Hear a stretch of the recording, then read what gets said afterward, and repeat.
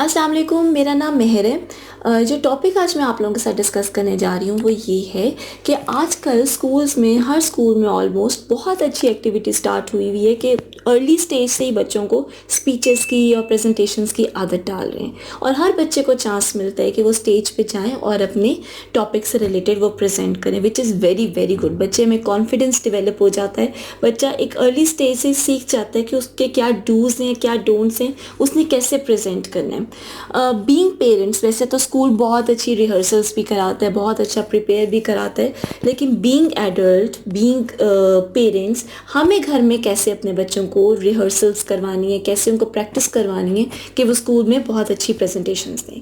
सबसे पहले practice, practice and practice. हम जितनी प्रैक्टिस अपने बच्चों को करवा सकते हैं उतनी ही कम है। बच्चे में कॉन्फिडेंस डेवलप हो जाता है, बच्चे को पता चल जाता है कि उसने कैसे क्वेश्चन आंसर सेशन में आंसर्स करने हैं। सबसे पहली बात यह है कि आप कोशिश करें कि घर में आप पूरी फैमिली इकट्ठी हो जाए और बच्चे को कहें कि वो हम आपके सामने प्रेजेंट करें। इससे क्या होगा, बच्चे में कॉन्फिडेंस डेवलप होगा। मेरे घर में अगर कोई नहीं होता, मेरे हस्बैंड भी अगर बिज़ी होते हैं, तो मैं क्या करती हूँ कि मैं कुशन्स रख देती हूँ फ्लोर पे और मैं अपने बेटे को टेबल पे चढ़ा देती हूँ। टेबल पे चढ़ के मैं उसको कहती हूँ, साथ में नीचे बैठ जाती हूँ। मैं उसको ये कहती हूँ कि चलो तुम प्रेजेंट करो, समझो कि we all are audience and we are listening to you. इससे क्या होता है कि वो उसमें एक कॉन्फिडेंस लेवल भी डेवलप हो जाता है। उसको पता होता है कि उसके गेस्चर्स क्या होने चाहिए to be a good presenter. Hand movement, body gestures, आपका आई कांटेक्ट, ये बहुत इंपॉर्टेंट होता है।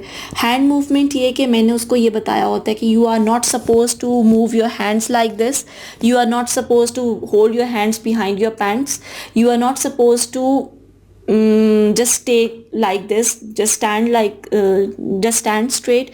You have to move your hands. आपको कॉन्फिडेंटली अपने हैंड्स की मूवमेंट करनी है। आपका जो बॉडी गेस्चर है वो कॉन्फिडेंट होना चाहिए। आपका जो आई कांटेक्ट है वो it should not be on the floor, it should be on in the eyes of the audience. इससे क्या होता है कि आपका बच्चा कॉन्फिडेंटली अपनी ऑडियंस की आइज़ में देखता है उनको। अब जब आइज़ में कॉन्फिडेंटली देखता है, जब ऑडियंस की तरफ देखता है, तो ऑडियंस को भी पता चल जाता है कि हाँ, this person knows everything, this person knows how to present. ये कुछ चीज़ें होती हैं जो हमने ही अपने बच्चों को गाइडेंस देनी होती है। अच्छा, उसके बाद ये है कि बच्चों को आप ये बताएं कि अगर फॉर एग्जांपल आपको कोई लाइन भूल गई है, कुछ आप फ्लो में जा रहे हैं और आपको भूल गया कि आपने आगे क्या बोलना है, तो do not get confuse at all. जो आपका अपकमिंग जो भी आपके सेंटेंसेस हैं, अगर वो आपको भूल गए तो आप अपने वर्ड्स में उसको एक्सप्लेन करते हैं। इन केस अगर आपको वो भी करना नहीं आ रहा तो जस्ट स्किप दैट थिंग और move to the next point.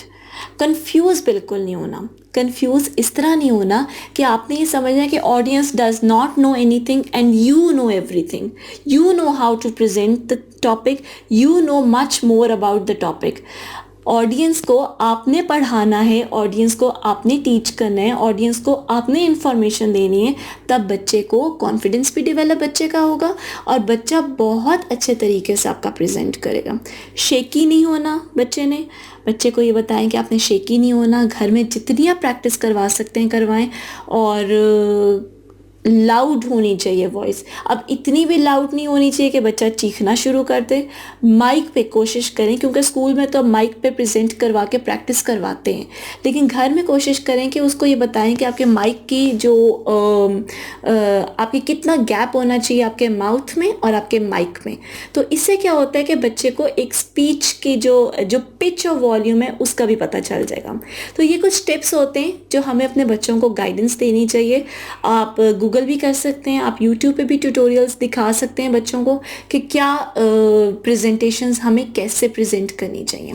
तो ज़रूर मेरा चैनल सब्सक्राइब करें और लाइक भी करें वीडियो को और शेयर भी करें। Thank you so much. Have a nice day.